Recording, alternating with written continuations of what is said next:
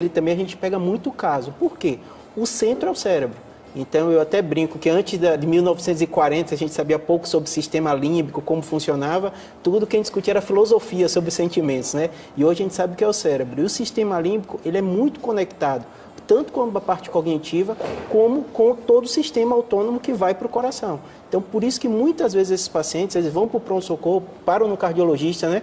Com palpitação, com dor no peito, a sensação de morte iminente, alguma coisa vai acontecer.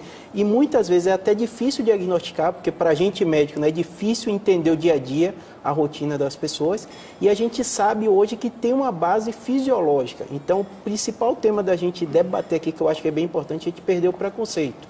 Então, depressão e ansiedade são doenças, e são doenças clínicas. Então, não é religioso, não é problema espiritual, é doença física. E como doença física, quando um paciente infarta, ele trata, quando o paciente tem uma palpitação, e às vezes ele chega o diagnóstico, né, dizer não tem uma base de uma arritmia, é por causa do transtorno da ansiedade. Então, se a pessoa entende que tem uma base no cérebro, que tem já ressonância funcional, testando as pessoas e vendo que tem é ressonância funcional, doutor? Ressonância funcional é porque até 1980 a gente não sabia ver um cérebro em funcionamento. Só quando alguém morria em animais a gente fazia pesquisa. Hoje, com a pessoa viva, você consegue fazer estudos e ver que o cérebro das pessoas com depressão e transtorno da ansiedade tem hipofuncionamento de algumas áreas. E significa que é diferente o cérebro? É diferente. E o tratamento... E a pessoa que tem ansiedade também? Também. E se for uma criança, no caso da Demi Lovato, por exemplo, que foi diagnosticada com ansiedade e pensamentos suicidas desde os 7 anos de idade? Pode ser, ele vai falar provavelmente muito melhor que eu sobre isso, mas assim, é uma doença que é física. Então, como qualquer doença física, sem tratamento, que vai desde medicação, que é uma forma, e o não medicamentoso, que funciona muito bem e já tem comprovação científica do funcionamento. Agora, doutor, daí eu falava para você dessa história do foco. Essa coisa excessiva pode dar um nó na cabeça, no cérebro, assim, no sentido de que você...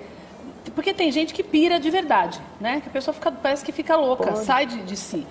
Acontece alguma coisa no cérebro que daí é passível de uma cirurgia? Dá para acertar tudo de novo ali? Ou é só um remédio que faz isso? A gente está discutindo, porque a psicocirurgia já existiu e a gente fez muita maldade, né? A gente mesmo da área médica e neurocirurgião mesmo, de achou que a gente podia resolver de uma forma simples com cirurgia e não deu muito certo.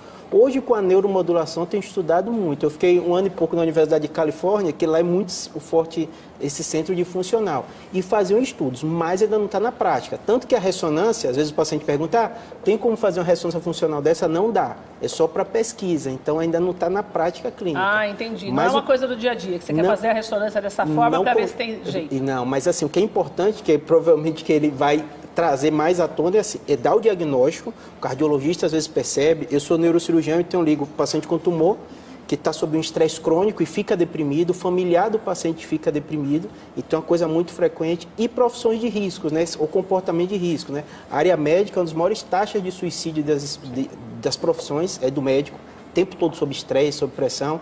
Apresentadores de TV, pessoas públicas que estão sempre todo, né? Você provavelmente, né, faz uma pauta, faz outra, quanto está o Ibope, quanto está. Então, assim, você está o tempo todo sobre esse estresse crônico. E esses comportamentos de estresse crônico, a gente sabe que predispõem essas duas doenças.